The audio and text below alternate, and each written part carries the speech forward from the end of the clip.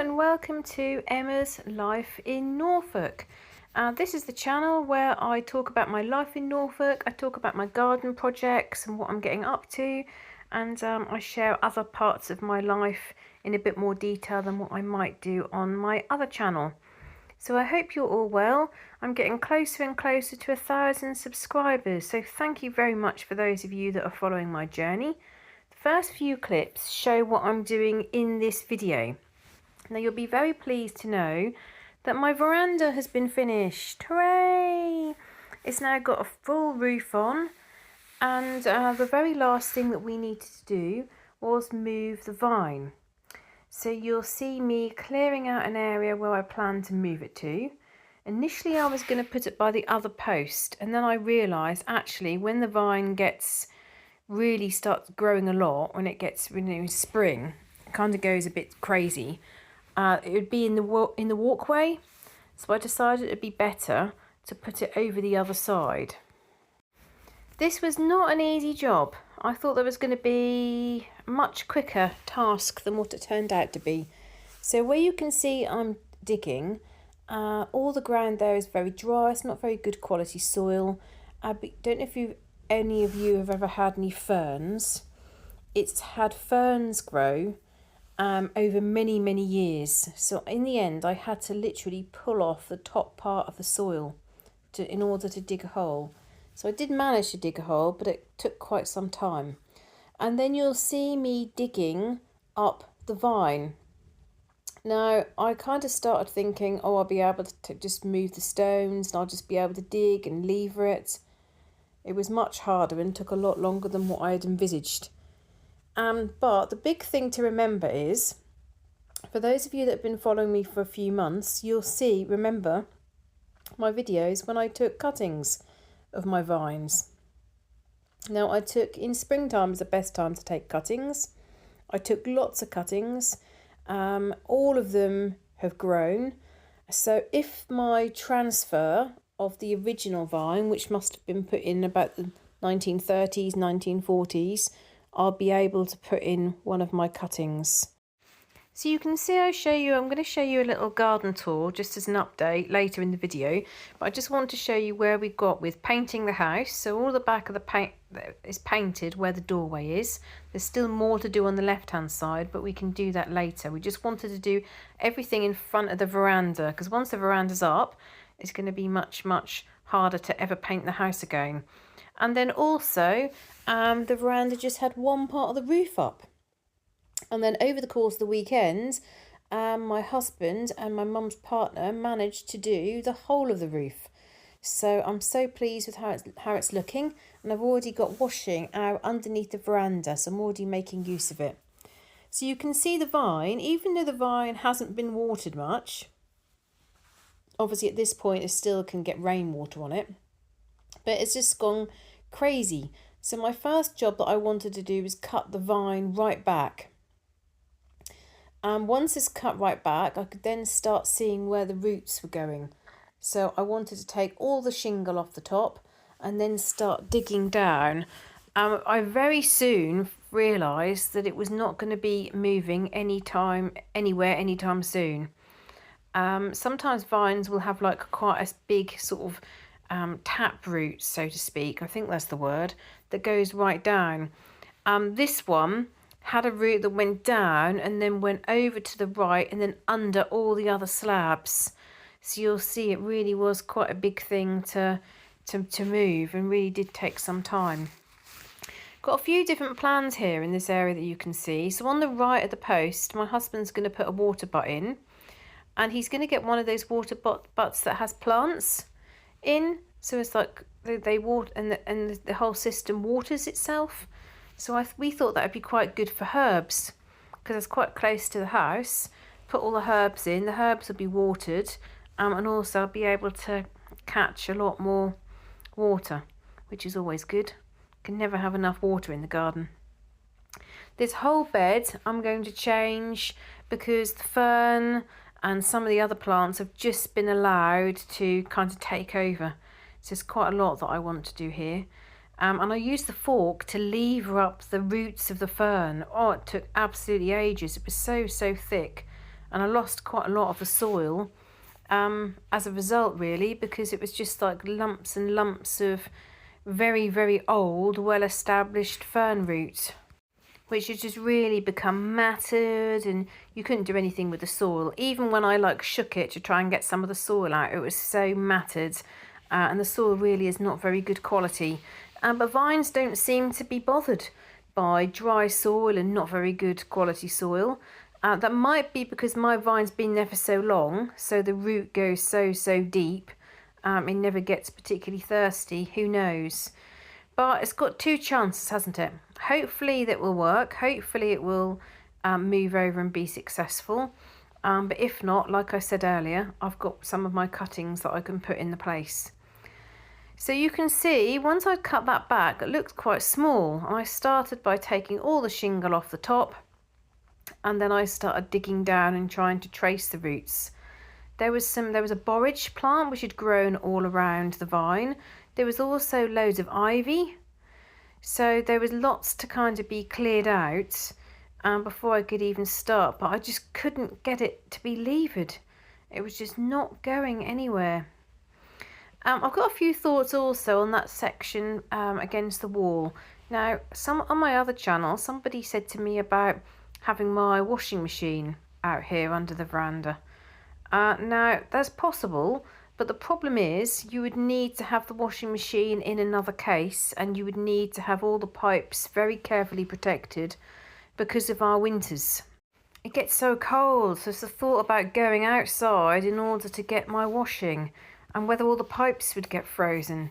Lots and lots of things to think about with that. Just going to just clear out some of these stones to try and make it a bit easier around the roots.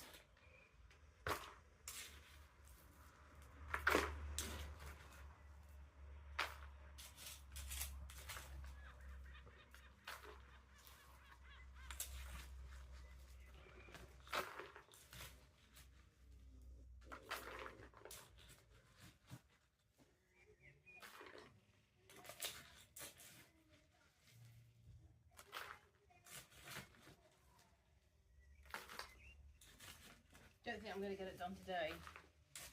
We'll see.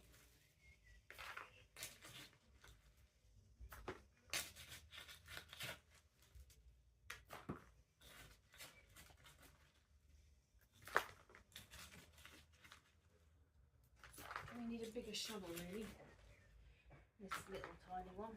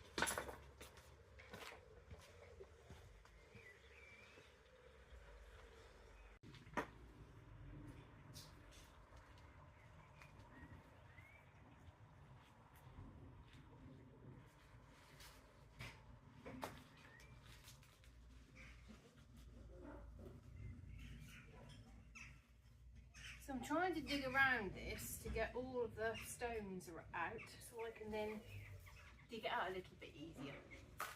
Because there's brick here, metal here, and it's probably planted in about the 1930s. So the roots probably go very, very deep. But the good thing is I've got the cuttings that I did in the springtime. So if this doesn't survive the move, I'll be able to put one of my cuttings in.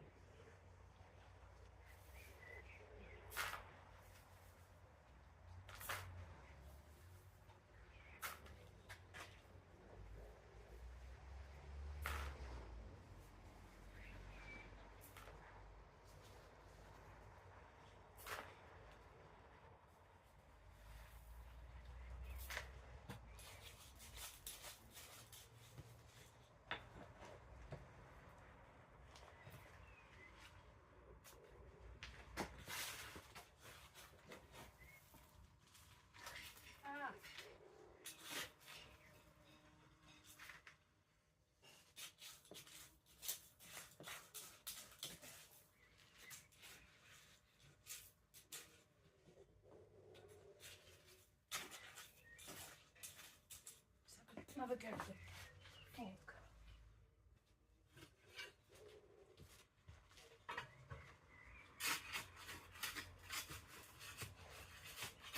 No, just a fork won't go in. In there? No? Oh. It won't be.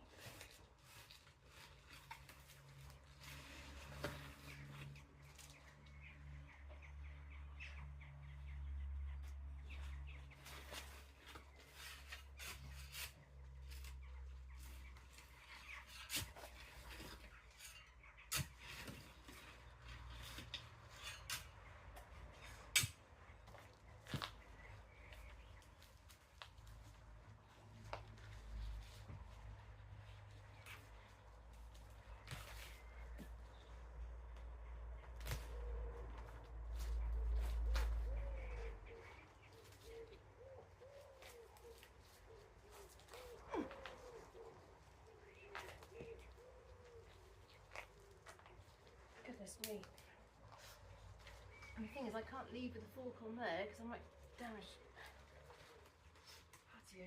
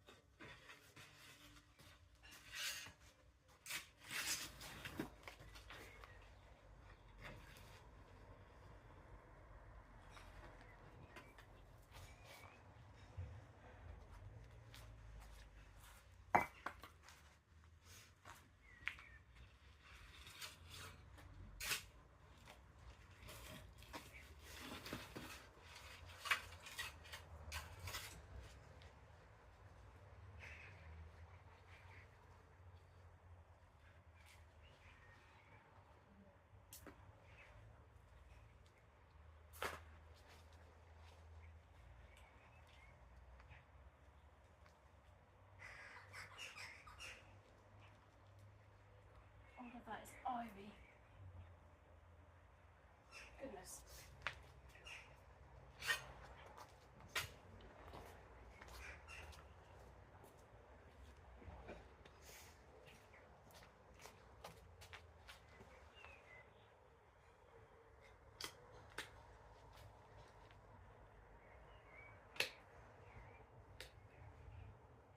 And this is all ivy.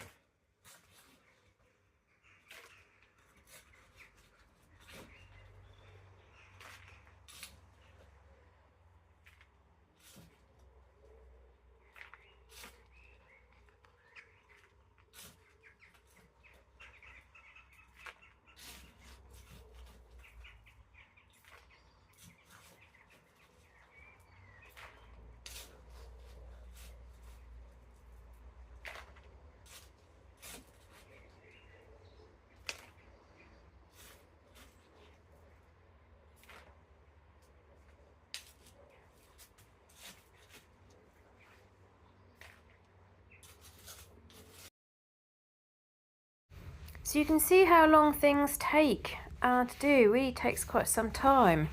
It took ages for me to, then I kept going down the garden and getting more pots to put the soil in.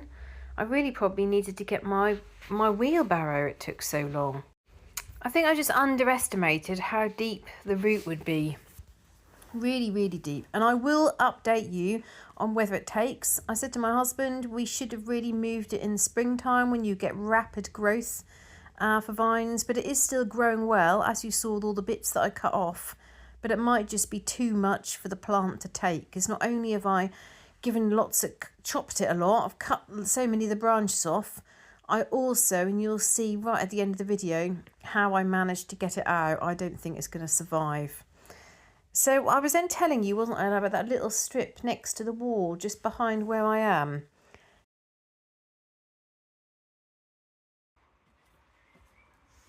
So it's taking a lot longer than what I thought it was going to. A lot longer.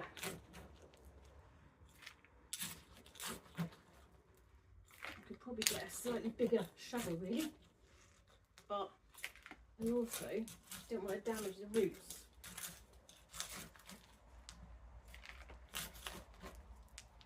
I managed to get this up. I really hope that it survives. Some of these bigger rocks are what we use for the hardcore, for the patio.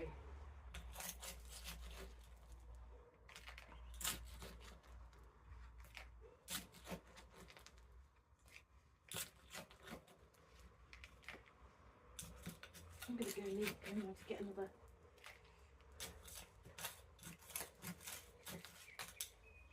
I have to go and get another pot.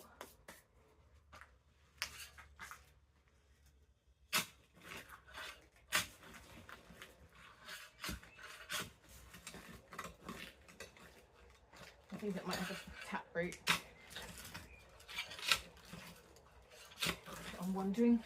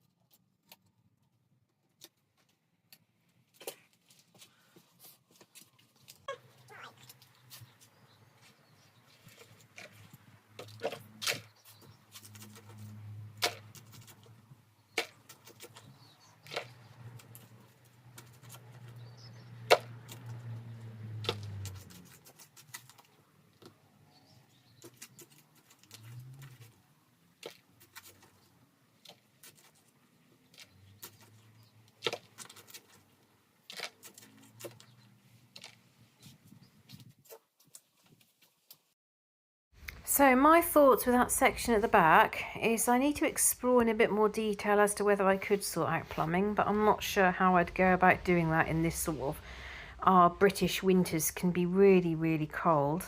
But I'm thinking about not putting lots of plants there that need watering, because I don't think it's good for the foundations of the house. But I was thinking of a few succulents and some cacti along there.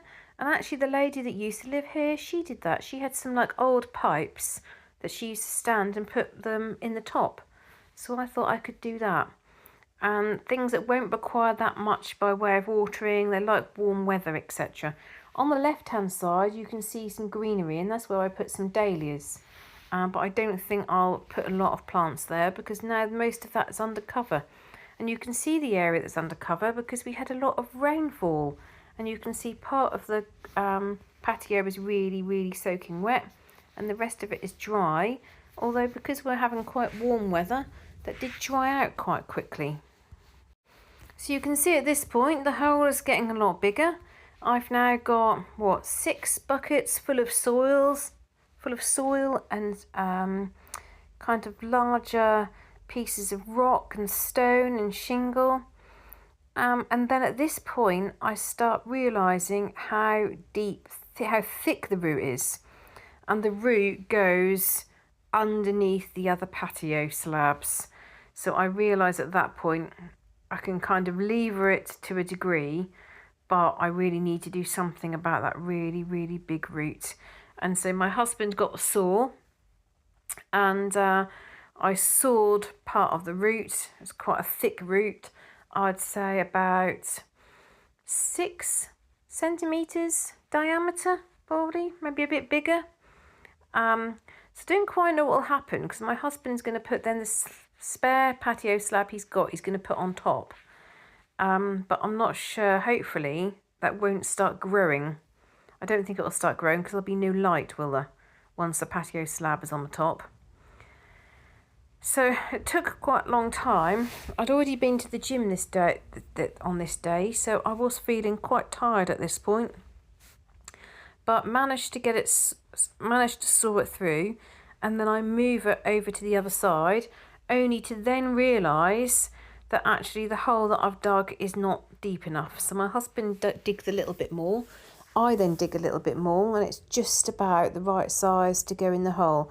The one thing that I didn't do, which is what I mentioned beforehand, I should have soaked the hole before I put the vine in it, because it then took, the soil is so dry, it took ages for the water to drain into it.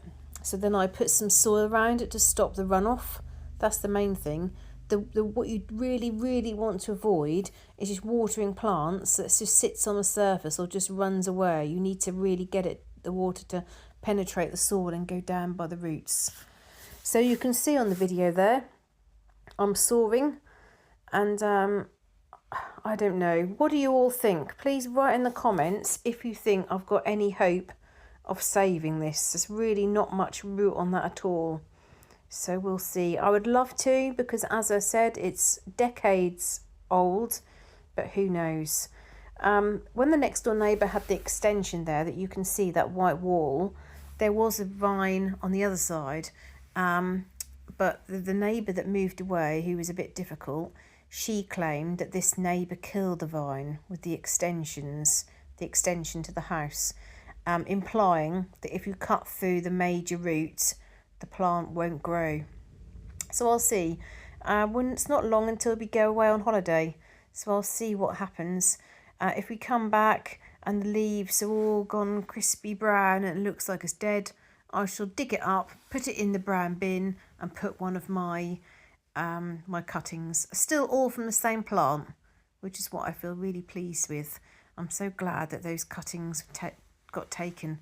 And I gave it 2 watering cans full of water. So you can see me doing that on the video, and you'll see that I add a bit more soil to prevent the water from running. And then I end my video with a little tour of my garden. So you'll see I do a little kind of just walk round, because I've not shown you recently. And then I also show you a walk round of the Great Yarmouth project and how that's coming on. So a lot has been done, and there's a lot more that needs to be done. So firstly, I show you the front room, which has now had a lot of decoration done, but I'm afraid that the wallpaper, it's not a good job, the wallpaper at all. The joins aren't very good.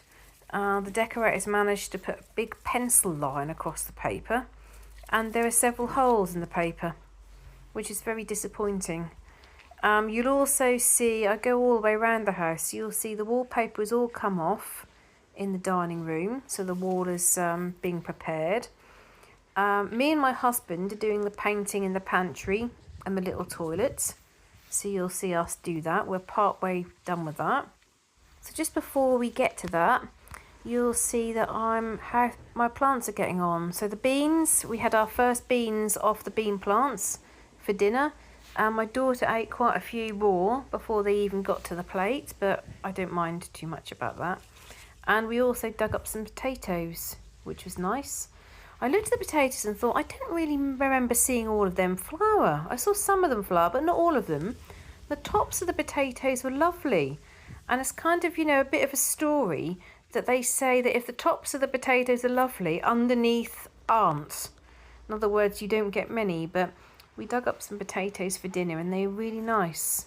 And then I also show you in the greenhouse. I've got less and less in the greenhouse because I'm getting ready for going away for a few days, and I don't want to create it so there's so many things in there, because you get a lot of pests and I won't be here to get rid of the pests, and also people have to check that everything's being watered, so I'm trying to run the greenhouse down a little.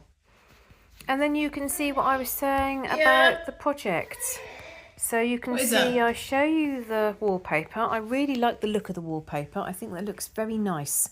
I like the colour, and there's just a very slight sort of pattern, so it's not a sort of thing that people are hopefully going to take a dislike to. The white looks really crisp and clean, which I'm pleased about, but you can see a couple of bits that I'm just showing you on the wallpaper, which I'm a little bit disappointed about, really. I mean, if I'd done it myself, I'd be pleased about it. I'd be pleased with what I'd done, but I'm not a decorator.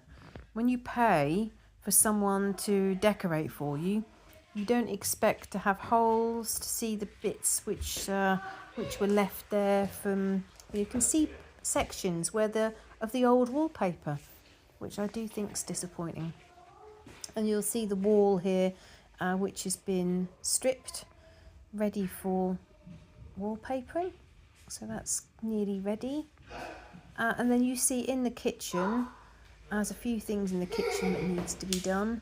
I painted under that work surface at the weekend. You can see we've done some painting in here, but I've stopped because the ceiling is going to be repaired. I thought there's no point me painting lots when it might still get dirty. You've got the little toilet that my husband's since done another coat. That's going to need another coat on that. Goodness me, I'll never go for greys again. When it's white, white is just white, isn't it? If I need to touch it up, I can just paint over it white. But you can see the carpet has all come off. Boy, this carpet was far dirtier than what I realised, and all the underlay. And then I just give you a quick glimpse of the other rooms, what's been done. So it's been painted in here. I still think all that darkness on the skirting is a bit too much, but I'm not going to have time to do all of that. So we'll just have to go with that. The fireplace has been repaired. So is the bottom of the door. So that's good. So this room is done. This little room is completed. There was just the repair on the wall to do, which has now been finalised. And then the other bedroom, no, so the bathroom on this floor. So that just still needs the panel. So we've got a new panel, it needs a new radiator. That radiator really looks disgusting. Can you believe that someone has sat on the toilet and they've put a chocolate wrapping paper? Chocolate wrapping paper they've shoved in the radiator gap. Couldn't quite believe what I was seeing. But the radiator is really, really full of dust and dirt, and as I said, a chocolate wrapping paper, like you do. Can't quite work out how people live, can you? So this room has all been decorated, so that's ready to go. So there wasn't that much to do in this room, just repairing the walls, painting over marks and so on. Unfortunately, the decorator has managed to get quite a lot of white paint on that black skirting, but we live and we learn. This has been repaired. There's a couple of marks still left on the wallpaper, which we couldn't get rid of. So I'll mark that on the inventory for when new people move in. And then you'll see a short clip of me choosing carpets. That is another story, the difficulties that I've had with choosing carpet. Then you see the invasion of ladybirds.